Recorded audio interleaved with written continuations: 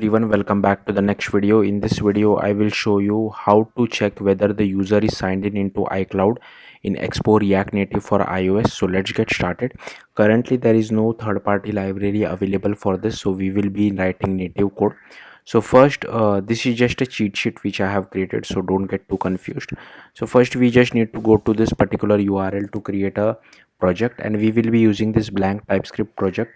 So yeah, feel free to use whatever project you want. I'm using blank TypeScript because it has less boilerplate code and it has TypeScript support. Now to create a project using that, we just need to copy this particular command. So I'll just copy this and I'll just paste it inside my workspace directory, and here we just have to give it some app name. So let's just wait for it to ask us the app name. So here I'll just name it as my app. You can give it whatever name you feel like. Then you need to go to this particular URL because we need to create a native iOS folder. So for that you first have to go to iOS device over here, select development build. I have disabled EAS because I want to build it locally. I have already installed Xcode as well as Xcode command line tool, so you'll have to install it if you don't have it. I've already installed iOS simulator watchman as well, and then we need to run this particular command. So I'll just copy this and I'll just open our terminal. Let's just wait for our project to finish installing this node modules. So then I can just cd to my app and I'll just paste this particular command which we have copied. It will again install few dependencies. Then you will have to scroll down and then copy this particular command.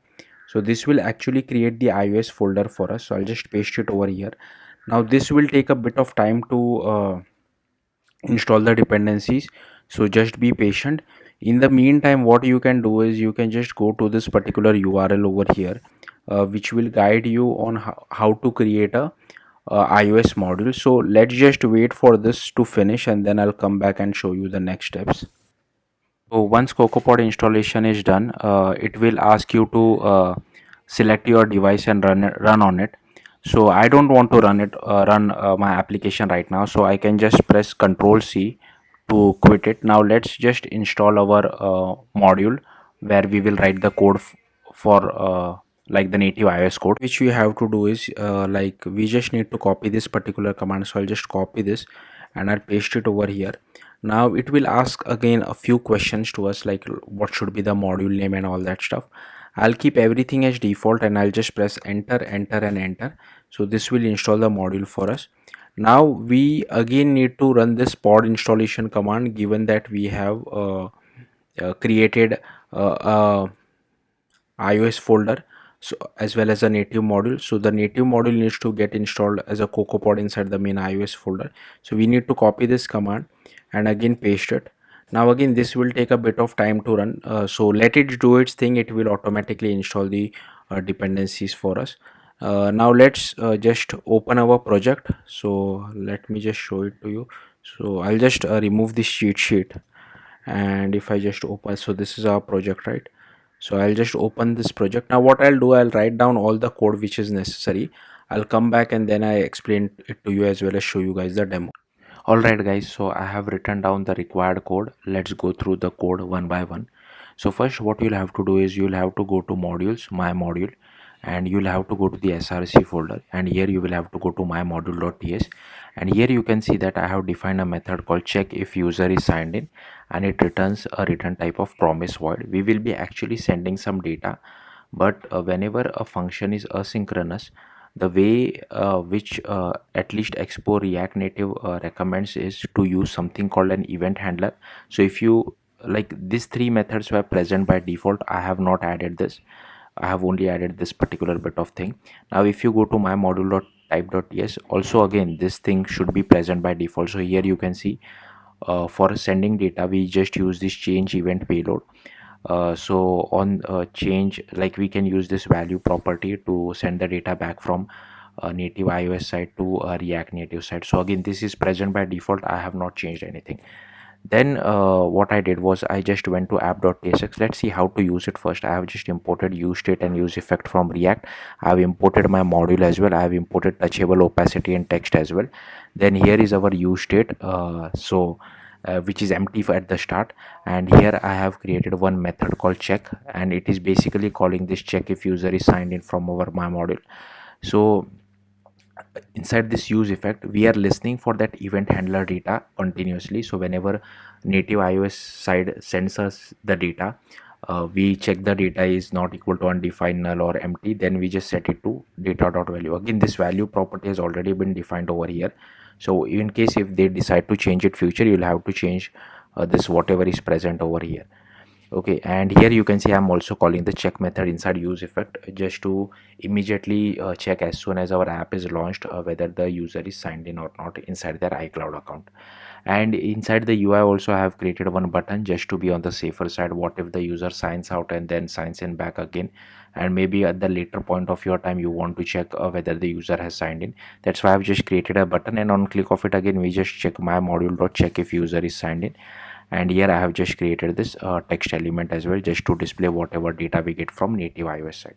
Now let's see the actual implementation, but before that you will have to go to your project, go to my app, go to iOS folder, and double click on this .exe workspace to open it inside Xcode. Also, while testing the app, make sure you test it on a real device. Sometimes the simulator can be a little bit finicky, and so yeah, that's why I'm testing it on a real device. So here is our app, right? You will have to go to sign in and capabilities. Make sure you add your proper team, and then you will have to click on this plus capability button, and here you will have to just add iCloud. So let's just wait, and here we have to check this all these things just to be on the safer side. I just check all these things. Yeah, so that's it. That's what we require from Xcode. Then again, let's come back to VS Code, and here you will have to go to the iOS folder. You will have to go to my module.swift, and again firstly you will have to import CloudKit. Then just scroll down, and here you can see I have defined a function called check if user is signed in. Now the method name should be same what you have defined it over here. Then we just do ck container dot default dot account status, and here we just check status as well as error. If status is available, that's mean the user is signed in. Now to send the data back to React Native side, this is how we do it. Okay, just give me a second. Just click continue over here. Okay, I think all right. So I'll come back to this what this error is. In the meantime, let me just finish this. So, and in case of else block, that means the user is not signed in. So I'm just like sending this particular thing out. Okay, now coming back to this error. Now this error is because of the bundle identifier. So this bundle identifier I think is already been used, so I'll just change it to nobody dot, I don't know, Expo test app, something like this, just to be on the safer side. Hopefully this works. Now we need to run our application. So I'll quickly run my, so here you can see it has been fixed. Now I'll just run my application and show you guys the output.